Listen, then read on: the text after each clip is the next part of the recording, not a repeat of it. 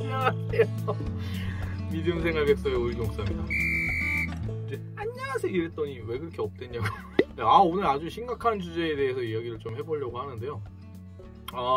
저희 그 예전에 말굽시 영상을 보신 어느 분께서 주중에 질문을 몇 개 남기셨어요. 첫 번째가 뭐냐면 빈무덤이라는 영상이었는데, 이 빈무덤, 예수님께서 이제 죽으신 다음에 그 무덤에 들어가시는데 제자들이 갔을 때 그 무덤이 비어 있었던 거죠. 그 빈무덤에 대한 사복음서의 기록이 다 다르다, 이걸 처음에 질문을 주셔가지고 제가 지면으로 좀 짧게나마 대략적인 답변을 드렸죠. 근데 이제 그 다음에 뭐라고 물어보셨냐면, 마가복음서를 누가와 마태가 봤다고 하는데 누가 그러던데 왜 구태여 그들은 복음서를 쓰고 마가복음과 차별점을 둔 걸까요? 라고 물어보셨어요.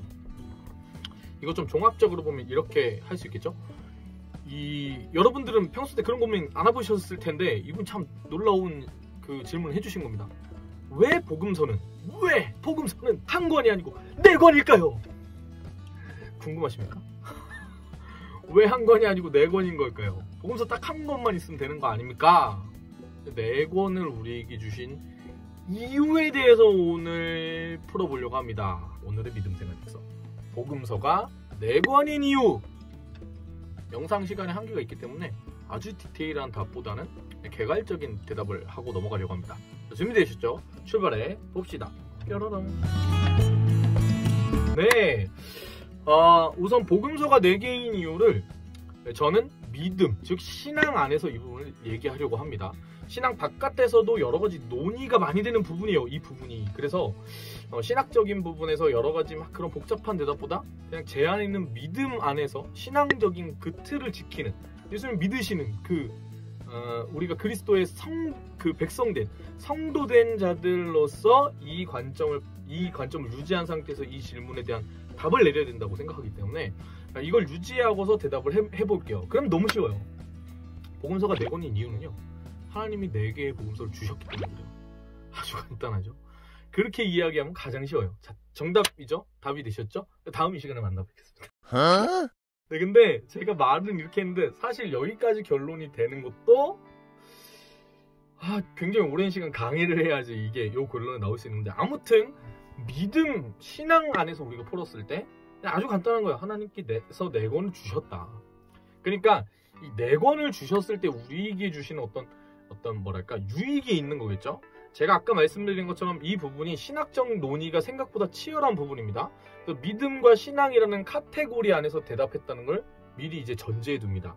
즉 하나님이 4개로 복음서를 만드셨는데 이 믿음, 신앙 안에서 우리가 이 복음서가 4개인 것이 우리에게 주는 의미와 유익들이 있어요. 그걸 크게 3가지로 요약해서 살펴보려고 합니다. 자, 그 전에 미리 설명을 해드리자면, 알고 계시죠? 우리는 마태, 마가, 누가복음을 공관복음이라고 합니다. 비슷하다라는 뜻이에요. 이걸 흔히 학자들이 얘기할 때 마가복음을 중심으로 해가지고 마태복음과 누가복음이 쓰여졌다, 이렇게 이야기를 합니다. 그래서 이 3권에 이렇게 보면 우리가 신약 처음에 이게 3개가 등장하잖아요. 그러면 마태복음 읽고 나서 마가복음 딱 들어가면 나 이거 본문 분명히 읽은 것 같은데 하는 부분들이 누가복음에서 또 생기고 그래요. 그러니까 읽은 것 같은 느낌이요, 반복되는 거죠. 비슷하다는 거예요. 그래서 공관복음이라 하거든요. 이 3권이 공관복음이라고, 나머지 하나 요한복음, 소리 잘 안 펴져. 이 요한복음은 좀 굉장히 독특한, 이 3권과는 좀 다른 부분이 있는 복음서이죠. 왜 복음서를 4권이나 만드셨는가? 그것의 의미는 무엇인가? 제가 3가지로 설명드린다고 했는데, 첫 번째로 이 4권의 복음서는요, 4권이어서 가장 조화로운 구성을 가진다는 겁니다. 이게 어떤 의미냐면 4권이기 때문에 이 각 권을 통한 이 접근이 예수 그리스도 한 분에 대한 더 폭넓은 이해와 예수님에 대한 완전한 그림을 제공할 수 있다는 것이죠. 한 권으로는 예수님에 대한 이 이야기들을 다 풀어낼 수가 없는데 4권으로 접근했기 때문에 이 각자의 어떤 시각적인 접근의 차이가 우리로 하여금 이 4권 전체를 바라봤을 때 예수님에 대한 더 완전한 그림을 그릴 수 있게 도와준다는 것입니다. 여러분, 마태복음은 유대인들을 대상으로 쓰여진 책이죠. 그래가지고 마태가 이 마태복음을 기록한 목적은 구약에 예언된 다윗의 자손, 그 다윗의 자손으로 오신 메시아, 그 왕으로 우리 가운데 오신 분이 예수님이시다 라고 이야기하는 거예요. 그래서 왕이신 예수님을 중심적으로 서술하고, 그래서 마태복음을 왕의 복음이라고 합니다. 유대인들을 대상으로 쓰여졌기 때문에 자꾸 구약의 어떤 이것이 성취된 것이다 라는 표현을 계속해서 써요. 그게 마태복음의 특징이죠. 그런 접근을 취했다는 겁니다. 마가복음은요, 이방 사람들을 대상으로 복음서를 쓴 거예요. 이 마가복음에서 강조하려고 한 것은 무엇이냐면요, 예수님은 종으로 우리 가운데 오셨다는 거예요. 고난받는 종으로 우리 가운데 오신 분이 예수님이시다. 이게 마가가 이야기하고자 했던 바입니다. 그래서 이 섬김 받으려 하지 않으시고 많은 사람들을 위해 섬기려 오신 분이시다. 그 삶을 대속물로 우리 가운데 주시기 위해 오신 예수님을 이야기하는 게 마가입니다. 그래서 이방인들에게 이야기를 한 거기 때문에 어떤 내용이 없냐면 예수님의 족보, 계보나 유대인들 지도자와 예수님과 싸우고 논쟁한 그 부분들은 다 뺐어요. 없어요. 목적, 구약 성경의 인용이 생각보다 굉장히 덜해요. 별로 없어요. 그러니까 왜 그렇게 얘기하냐면, 왜 그렇게 서술을 했냐면 대상이 이방 사람들이기 때문에 그런 겁니다. 두 권의 접근이 완전 다르다는 거죠. 누가복음은요, 누가가 쓴 책이 누가복음이죠. 누가는 두 권의 책을 썼는데 전편으로 쓴 책이 누가복음이고 후편으로 쓴 책이 사도행전입니다. 누가는 의사였는데 누가가 신학 4권의 저자들 중에 유일한 이방 사람이거든요. 이방인이에요. 근데 이 사람이 어떤 관점에서 이 복음서를 서술했냐면 아주 충실한 역사가의 관점에서 복음서를 믿을만 하게끔 이거를 서술했다. 이게 포인트예요. 이 보면은 이제 사도행전 이렇게 볼 때 그 수신인이 나오는데 이게 뭐냐면 수신인이 데오빌로 각하에게 이렇게 나와요. 그러니까 데오빌로라는 사람을 중심으로 한 이방 사람들에게 이걸 썼는데 구체적으로는 헬라 사람들을 대상으로 쓴 겁니다. 근데 헬라인들은 이성적이에요. 그래서 믿을 수 없는 막 그런 얘기를 하면 이거 뭐야? 구라야? 이렇게 나올 수가 있기 때문에 이 사람은 충실하게 아주 의사이라는 그 직업적 특성상 차례대로 굉장히 디테일한 서술을 하면서 믿을만하다는 것을 계속해서 보여주면서 이 누가복음을 서술합니다. 이 사람이 얘기하고자 했던 바는 예수님은 인자, 즉 인간으로 우리 가운데 오신 그 그리스도이시다. 그러니까 그걸 얘기하고 싶은데 이스라엘에만 국한된 게 아니라 온 세상의 구주로 오신 인자이신 예수님을 이야기하고 싶은 겁니다. 그래서 신뢰할 만한 사건을 중심으로 상세한 기록을 하는 것이죠. 그래서 다른 복음서에는 없는 많은 내용들이 누가복음에는 들어가 있습니다. 사도 요한의 이 복음서인 요한복음은요, 그리스도, 예수님은 누구신가와 그 예수님을 믿는 믿음은 무엇인가에 대한 이야기를 하는 책입니다. 한 줄로 요약하자면요, 예수님은 하나님의 아들이십니다 라는 거예요. 그 예수님을 믿으라는 겁니다. 그러니까 이렇게도 볼 수 있어요. 이 세상을 창조하신 하나님이신 예수님은 동시에 말씀이 육신이 되어 우리 가운데 이 땅에 오신 완전한 사람이신 분이시다. 완벽한 신성과 완벽한 인성을 가지신 예수님이시다. 이렇게 이야기하는 거예요. 보면은 이 예수님에 대해서 한 분이신 예수님에 대해 이야기하고 있지만 지금 이 4권의 책이 다 다양한 각도에서 접근을 하는 겁니다. 그래가지고 이게 퍼즐처럼 한 권으로는 다 보여주지 못하는 그 예수님에 대한 것들을 4개의 퍼즐을 딱 끼워 맞추면 완벽한 그림이 짠 하고 나오는 것이죠. 그러니까 이게 성에 대한 퍼즐을 이렇게 맞추는데 퍼즐 조각 몇 개로 이렇게 했을 때 이게 성인지 뭔지 처음에 모르잖아요. 근데 이 조각들이 다 끼워 맞췄을 때 와, 성이네, 너무 아름답다, 이렇게 얘기할 수 있는 것처럼 복음서가 각 권이 그런 역할을 한다는 거예요. 그래서 4개의 복음서가 딱 됐을 때 예수님에 대한 더 온전한 그림을 제공해 주는 것이죠. 그래서 이 복음서가 4권인 이유에 대해 서술된 어떤 책에서는 이렇게도 표현합니다. 윈스턴 처칠을 그린 초상화에 대해서 이야기하는데, 영국의 총리였던 윈스턴 처칠에 대해서 그린 초상화가 이쪽에서 한번 그리고 이쪽에서 본 얼굴을 한번 그리고 위에서 본 얼굴을 한번 그리고 밑에서 본 얼굴을 한번, 제가 이렇게 보면 이게 좀 약간 각도의 예술이라고 하는, 제 얼굴이 죄송합니다. 뭐 아무튼 이렇게 본 거랑 제가 이렇게 한 거 좀 다르죠. 이렇게 한 것도 좀 다르죠. 이렇게 한 것도 좀 달라요. 이렇게 한 것도 좀 다릅니다. 다 다르잖아요. 요 초상화를 그렇게 그린 초상화가 있어요. 처칠의 초상화가. 그거를 얘기하면서 이 다르게 보이지만 각도에 따라 변화되는 한 명의 얼굴을 그렸다. 그래서 그처럼 복음서가 다양한 각도에서 본 예수님을 우리 가운데 조명해 준다 라고 이야기를 하는 거죠. 그래서 복음서가 4개로 기록되었다. 이게 첫 번째입니다. 자, 두 번째, 복음서가 4권이라는 그것이 우리에게 주는 의미가 있는데요.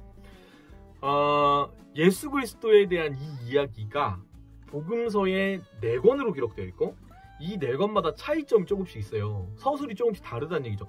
그렇기 때문에 이 예수님에 대한 이야기는 사실이다 라고 볼 수 있는 겁니다. 이게 뭐냐면 이런 거예요.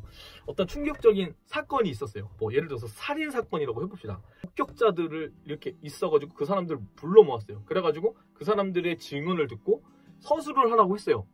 그럼 어떤 일이 발생하냐면 달라요. 똑같지가 않아요. 심지어 이 한 사건에 대한 미디어 뭐 신문 1, 2, 3, 4가 있으면 이 신문에 서술된 거를 이렇게 봐가지고 모아가지고 분석을 해보잖아요. 그러면 복음서를 본 거랑 똑같은 사태가 발생해요. 서술이 달라요. 언론 매체에서 기록한 것일수록 더 그게 심해요. 예를 들어서 이런 거예요. 어떤 사건, 어떤 매체에서는 아파트 주차장에서 발생했습니다. 딱 그렇게 얘기했어요. 아파트 주차장에서. 근데 또 다른 매체에서는 무슨 아파트 주차장 이렇게 서술을 하는 거예요.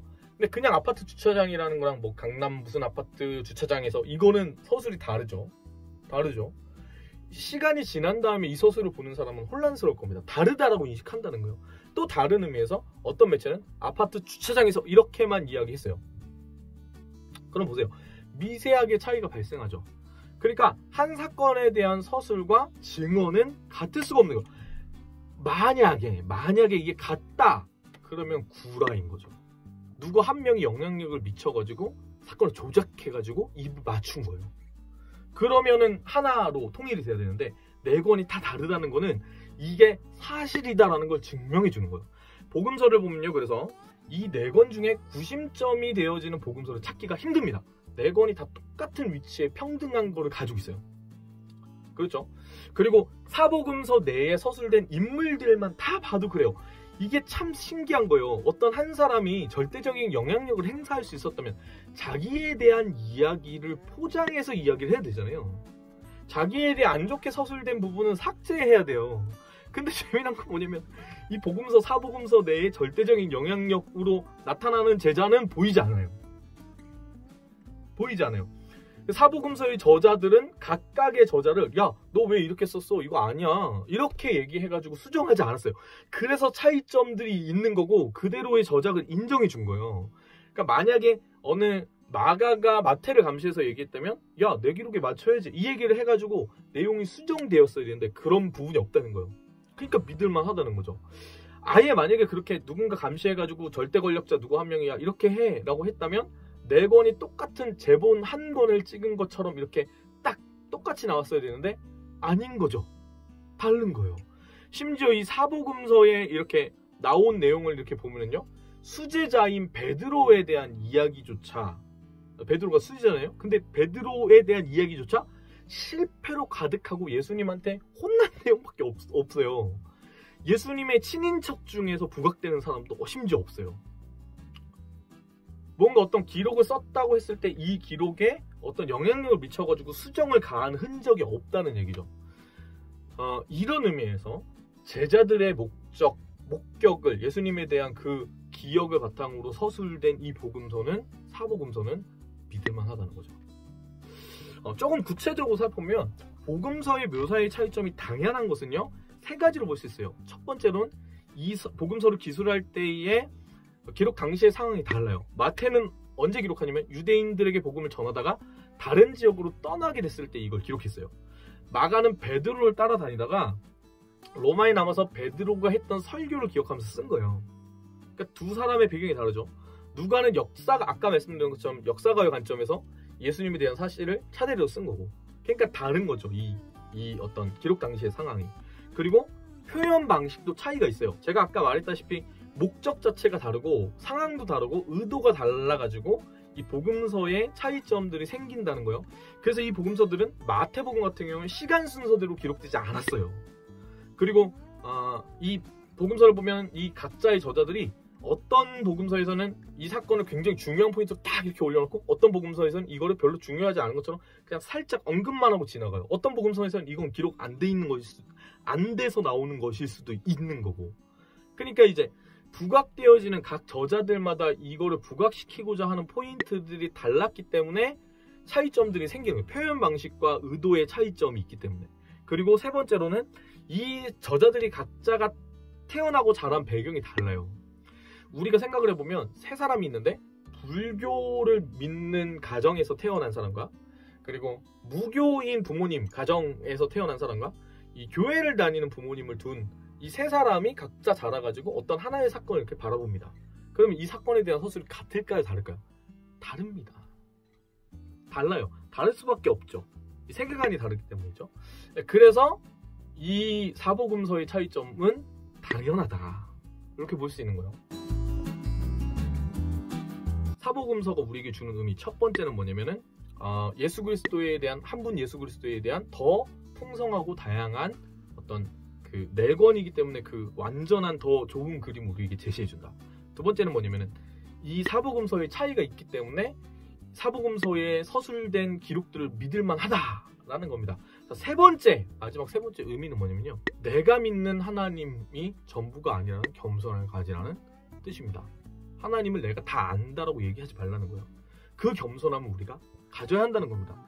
마태가 아는 예수님이 전부가 아니라는 거예요. 마가가 아는 예수님이 전부가 아니라는 거예요. 그리고 누가가 기록한 예수님 전부가 아니고 요한이 이야기하고 있는 그 예수님이 전부가 아니라는 거예요. 그래서 한 권의 복음서만 취해서 보면 우리는 예수님을 한쪽 면에서만 굉장히 치우친 상태에서 바라보게 됩니다. 그렇죠? 그래서 우리는 이 네 권을 통해서 예수님에게 다가갈 수 있고 이 네 권의 종합적인 부분을 통해서 예수님을 풍성하게 누리게 되지만 우리가 이 상황을 바라봤을 때 알아야 되는 건 내가 아는 하나님이 전부다라고 말하지 않는 겸손함을 가져야 한다는 것입니다. 네, 믿음생활 백서 오늘 이 정도에서 마무리하려고 했는데 복음서가 4권인 이유가 이렇게 해서 설명이 잘 되셨는지 모르겠어요. 이게 이 정도에서 돼야 되는데 안 그러면 너무 복잡할 것 같거든요. 뭐 아무튼 저는 나름대로 대답을 해드렸는데 좋은 대답이 되었으면 좋겠습니다. 믿음생활 백서에서는 여러분들의 믿음생활을 돕기 위한 여러 가지 질문들을 받고 있습니다. 신앙생활을 하시면서 혹은 일상생활 가운데에 질문이나 여러 가지 걱정되는 부분이나 고민거리나 상담하고 싶은 부분들 다 좋습니다. 그런 것들이 있다면 저에게 연락을 해주세요. 메일로 주시고요. 그 메일에 카톡이나 아니면 연락처를 기재해 주시면 제가 개인적으로 카톡으로도 대화를 해드리고 그리고 가능하시다면 만나서 이제 식사도 한번 하는 시간 저희 편송이님들과 함께 그런 시간 가지도록 할 거니까 물론 이제 부담되시면 늘 말씀드릴게요. 안 보셔도 됩니다. 그런 겁니다. 네, 문의 많이 해주시고 이 질문도 많이 해주시고 많이 보내주세요. 이거 영상 보시는 지금 이거 보셨으니까 하나 해주세요.